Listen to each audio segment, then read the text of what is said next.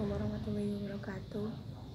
Baiklah teman-teman, kita kembali akan membahas tentang kelanjutan surat kemarin, yakni ayat 54, masih surat Al-Baqarah. Seperti biasanya sebelum kita memulai alangkah lebih baiknya kita mendoakan, memberikan hadrah Fatihah kepada mu'alifnya. Nabi Mustafa Muhammad sallallahu alaihi wasallam wa ala alihi wa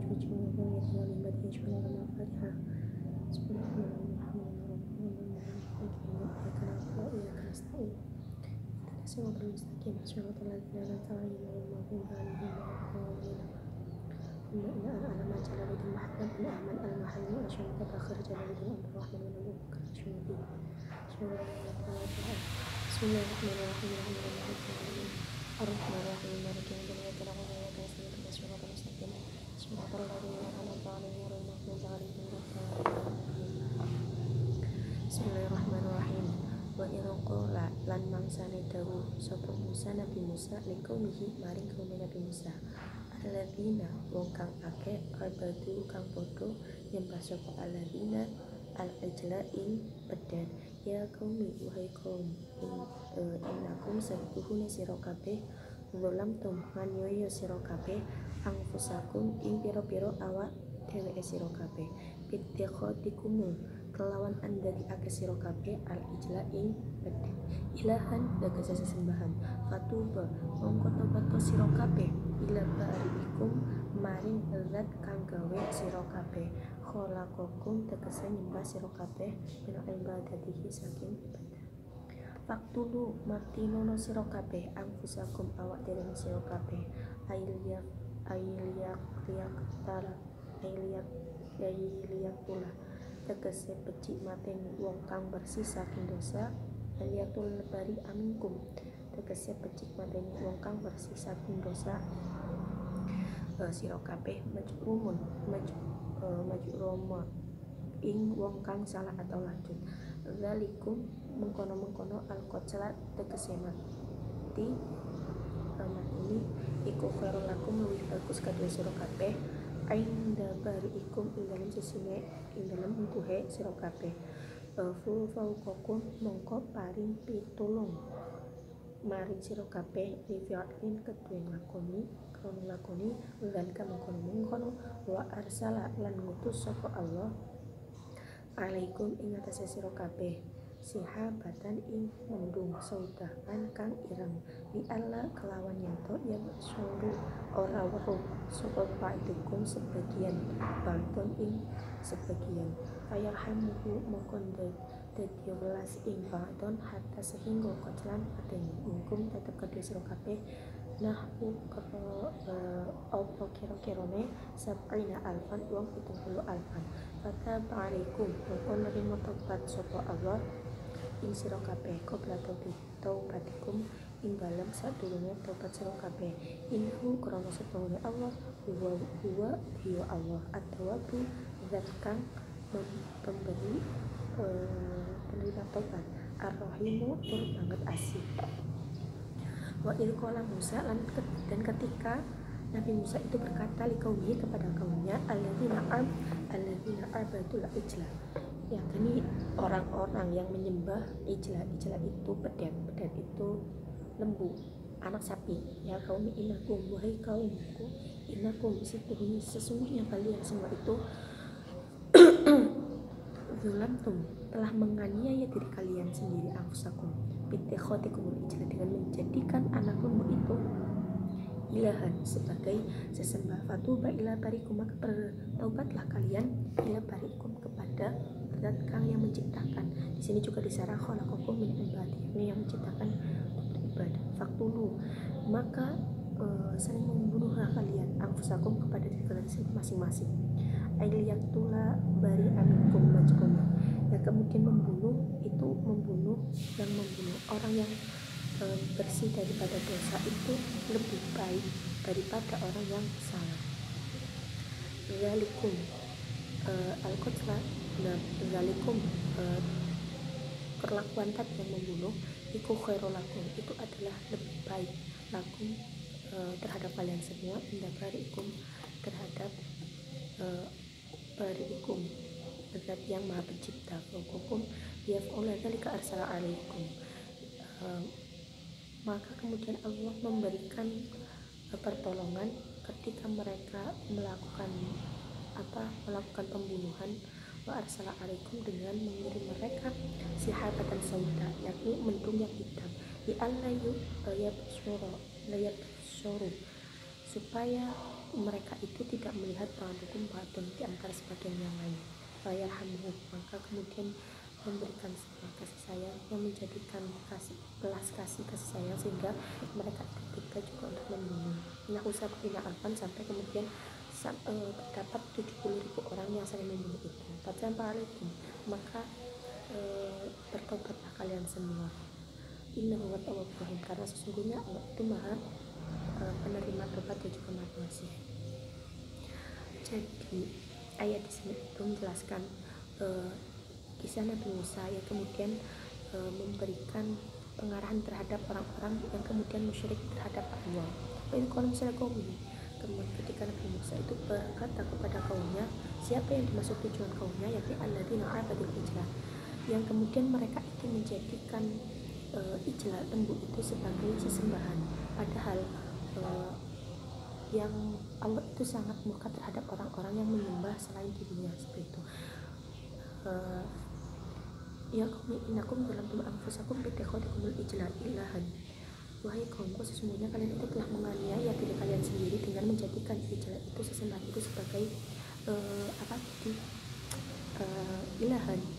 Ijla, lembu itu sebagai sesembahan, padahal Allah itu kan sangat murka terhadap orang-orang yang kemudian menyembah selain dirinya, seperti itu. Bukan berarti kemudian Allah itu ingin menginginkan adanya eksistensi, tidak, tapi Allah itu sangat tidak berpengaruh ketika kita mau menyembah ataupun tidak, karena yang membutuhkan itu adalah hamba-hambanya. Tapi kenapa kemudian Allah itu menyuruh orang beribadah? Ya karena emang itulah kepentingan mereka diciptakan untuk menyembah, tapi bukan karena adanya eksistensinya Tuhannya, tapi emang kita yang membutuhkan, seperti itu. Maka Allah itu sangat murka terhadap orang-orang yang musyrik seperti itu. Apalagi kemudian di sini itu diceritakan ketika kaumnya Nabi Musa yang sudah diutus orang rasul untuk memberikan satu petunjuk, memberikan pelajaran tentang ketauhidan, tapi mereka malah menyembah ijlah, seperti itu. Maka Allah itu sangat murka sekali. Fatuba ila barikum, maka bertobatlah kalian kepada zat yang menciptakan, khalaqakum min ibadah, kemudian menciptakan kalian untuk sebagai, dan kalian ibadah, seperti itu. Fakulu anfusakum. Nah, seperti itu berarti kalau misalkan membahas tentang musyrik, ya berarti kan kalau musyrik itu kan sesuatu yang kemudian kita agung-agungkan, yang dimana kita itu lebih memprioritaskan dengan meningkatkan segala sesuatu terhadap sesuatu yang lain, seperti itu. Maka Allah itu sangat tidak suka. Terkadang di antara kita juga masih kemudian menjadikan sesuatu sebagai Tuhan, gitu. Tuhan itu kan berarti menjadikan segalanya, seperti halnya menuhankan uang, HP dan sebagainya. Kenapa? Karena mereka mensatukan, menjadikan dia itu segala-galanya, seperti itu. Tapi tidak dengan orang-orang yang meskipun masih banyak uang, sering main HP, tapi kalau masih di dalam hatinya masih ada Tuhan, ya tidak apa-apa, seperti itu. Maka kita seharusnya lebih hati-hati terhadap apa yang kita sembah-sembah, seperti itu, lebih diagung-agungkan. Jangan sampai kemudian menjadikan sesuatu yang lain itu sebagai tempat bergantung, gitu. Seharusnya Allah lah yang menjadi satu-satunya tempat bergantung. Allahu ahad, Allahus samad, tempatnya bergantung. Fatuba ila barikum, maka bertaubatlah kalian ila barikum, kepada zat yang menciptakan kalian. Fakulu anfusakum, dengan apa? Yakni dengan membunuh di antara kalian satu sama lain. Ailiyaktula bari aminkum mujrama, yang dimana lebih baik matinya orang-orang yang bersih daripada dosa, daripada orang yang salah. Maka ketika kemudian Nabi Musa melihat kaumnya itu yang kemudian menjadikan lembu itu sebagai ilahan, maka maka Nabi Musa memerintahkan mereka untuk bertobat kepada siapa? Bertobat kepada yang Maha Menciptakan, Kholaq, yakni Allah Subhanahu wa taala. Dengan apa? Faqtulu anfusakum, dengan cara membunuh tentara kalian yang sebelum itu bertobat. Maka ini itu menjadi salah satu ayat yang kemudian memberikan suatu pengetahuan bahwa umatnya Nabi Musa itu ketika akan bertobat itu dengan cara membunuh, melenyapkan diri mereka dengan cara membunuh antara satu sama lain. Ini berat sekali ya, beda dengan umatnya Nabi Muhammad. Kalau umatnya Nabi Muhammad cukup dengan sholat, taubat, kemudian menyesali perbuatannya, terus tidak akan melakukannya, terus merasa keping gitu, untuk apa ya, tidak sukalah kalau orang yang kemudian melakukan dosa apa yang telah dia lakukan, seperti itu. Maka ini menjadi salah satu rasa syukur kita, tentu seharusnya menjadi bagian dari umat Islam. Kenapa? Karena ketika kita melakukan suatu kemurkaan terhadap Allah bisa mengampuninya dengan cara tanpa harus melenyapkan diri kita. Cukup bertobat dengan sebenar-benarnya tobat itu, dengan cara misalnya tidak akan melakukannya lagi gitu. Jadi kita diberi kesempatan untuk bisa memperbaikinya gitu. Tapi berbeda dengan Nabi Musa. Nabi Musa harus kaumnya Nabi Musa itu harus melenyapkan diri mereka dengan membunuh, seperti itu. Dzalikum qatlun. Nah, yang membunuh itu khairul lakum inda barikum, lebih baik di antara kalian.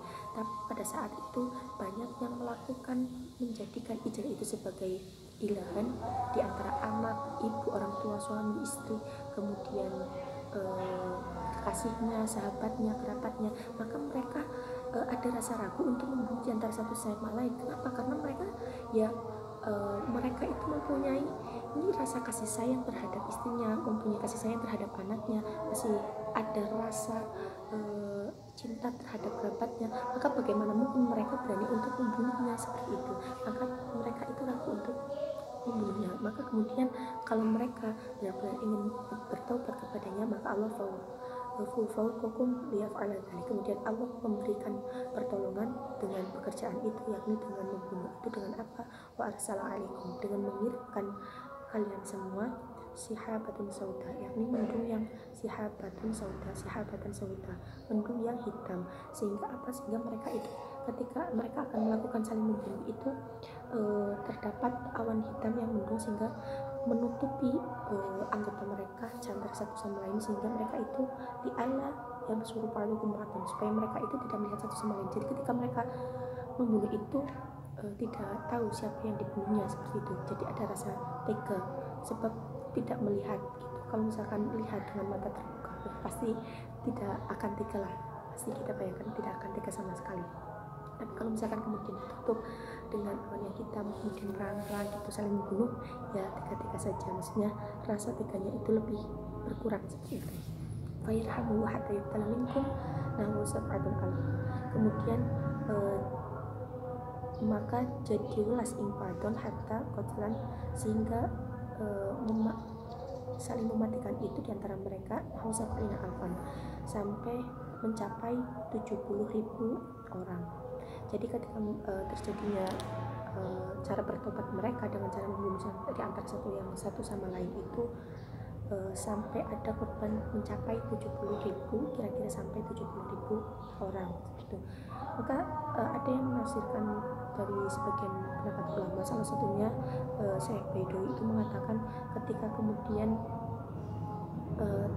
orang kaumnya Nabi Musa dan Nabi Harun ini hampir meninggal, mencapai 70.000 orang, maka beliau itu berdoa, ya Allah, sudah hampir banyak yang terbunuh pada umatku, maka cukupkanlah gitu. Maka kemudian ketika beliau berdoa seperti itu, cukupkanlah, maka Allah pun memberhentikannya.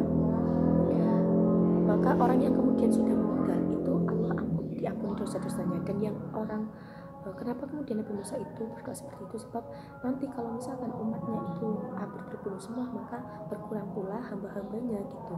Maka Nabi Musa berdoa cukupkanlah, seperti itu. Maka kemudian orang yang sudah saling membunuh itu, yang kemudian sudah mati, Allah tetap mengampuni dosanya. Dan orang yang kemudian dicukupkan sebelum meninggal, karena Nabi Musa lebih dahulu mencukupkan kejadian tersebut, maka orang yang tidak mati pun meninggal pun dia tetap diampuni dosa-dosanya seperti itu. Fataharikum, maka bertaubatlah kalian qabla taubatikum, sebelum melakukannya, qabla taubatikum, yang sesungguhnya sebelum taubatikum mereka semua bertobat, emang Allah sudah memaafkannya. Innahu wa tawwabur rahim, karena sesungguhnya Allah itu maha pemberi penerima taubat, ar-rahim, dan juga maha kasih sayang. Seperti itu, kira-kira seperti itu untuk penjelasan dari tafsir Jalalain ini. Sehingga ini itu menjadi salah satu tadi yang sudah saya sampaikan, menjadi salah satu rasa satu pengetahuan kita dan rasa syukur kita yang menjadi ataupun yang hidup kemudian menjadi bagian dari umat Islam. Karena kita ketika melakukan kesalahan, sesuatu kesalahan yang membuat Allah murka, kita masih diberi kesempatan untuk bertobat sehingga tidak mengulanginya, dan dipersilakan untuk memperbaikinya, gitu, memperbaiki apa yang telah kita lakukan. Tidak dengan kaumnya Nabi Musa. Kalau misalkan tobat, cara tobatnya harus melenyapkan dirinya masing-masing seperti itu. Mungkin cukup itu yang dapat saya sampaikan, kurang lebihnya mohon maaf. Terima kasih atas perhatiannya. Selamat berjumpa kembali di sesi selanjutnya. Wassalamualaikum warahmatullahi wabarakatuh.